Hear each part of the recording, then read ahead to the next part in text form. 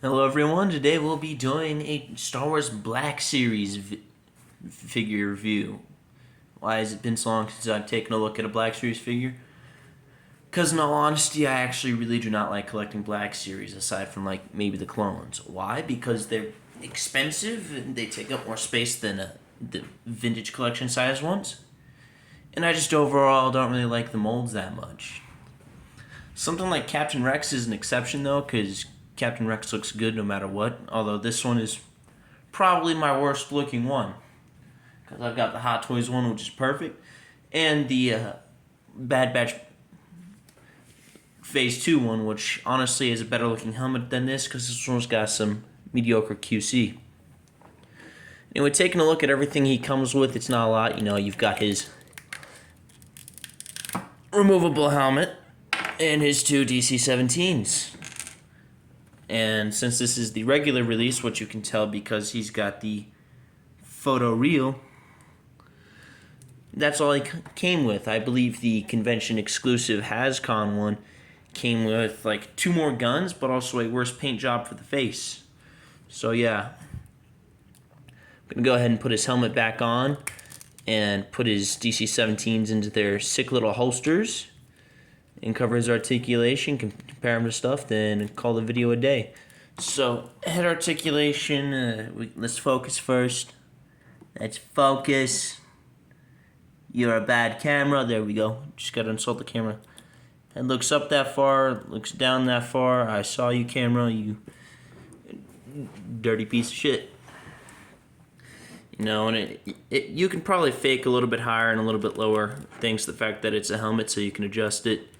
But he's got a hinge so you can look all the way around. Helmet's not perfect, so you can almost always see his chin. His arms go up this far, which I'm surprised, but we'll show limitations. This one can go all the way around. This one can't because the pauldron gets in the way. He's got a hinge at the upper bicep. Can go all the way, but it also feels like you're forcing the shoulder pad.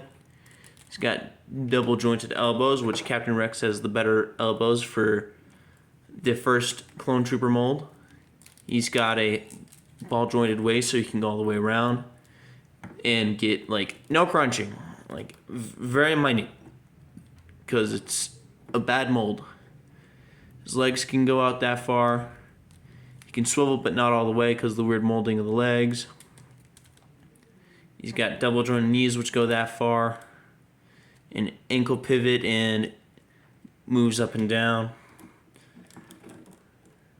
Now anyway, for comparisons, here he is with the 332nd Trooper from the Walmart exclusive wave, which does have a bit better proportions, but also still looks not that good because it needs the old shoulder pads and honestly needs the older helmets, and it'd be perfect in my opinion.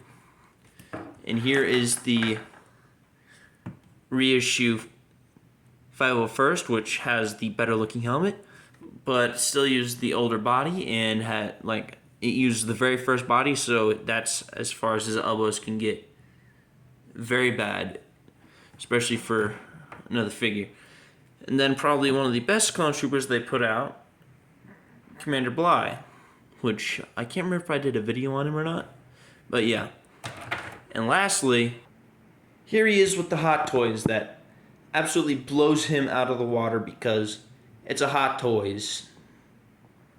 But yeah, so overall final thoughts, figure is okay, like it's got an outdated body, like then again, 6-inch clone troopers, there is no winning. You either have the odd looking body with limited articulation, or you've got the newer body that should clearly be using parts of the older bodies. Captain Rex is pretty much the best of the old-bodied ones, and the newest ones, best one is a bootleg, no less, because they use this body but put 501st markings on it, which is pretty much the same except the helmet has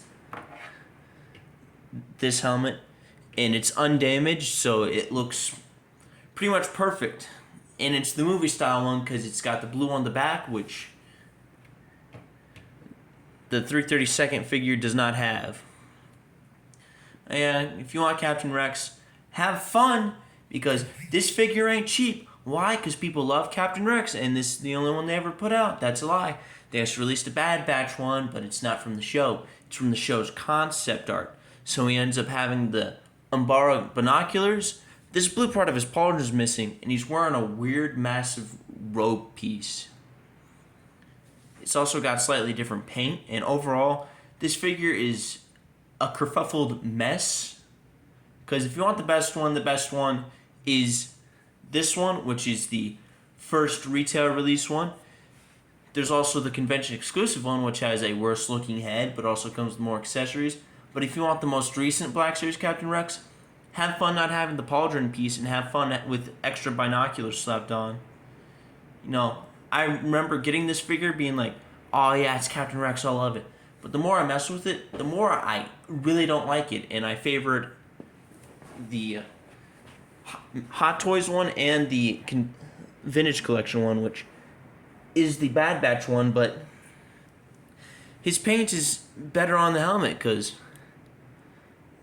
these markings, that's where it's supposed to end, and I can fix him to look like Umbara Captain Rex, which, you know, is pretty good, because Umbara arc is one of the best Clone Wars arcs. This one, he's got a fucked helmet, because the soldering goes in all the way up, which is now it's supposed to be. But I can't do anything about it, because if I want another Captain Rex, I gotta dump like between $80 to $200. But I don't collect Black Series, and I'm not gonna do that, so I'm stuck with a mediocre looking figure because of a paint issue. Anyway, little mini rant over. If you like the video, if you go ahead, leave a like, subscribe, all that other stuff. And a shout out to my coworker Pfliger. He pushed me past 100 subscribers.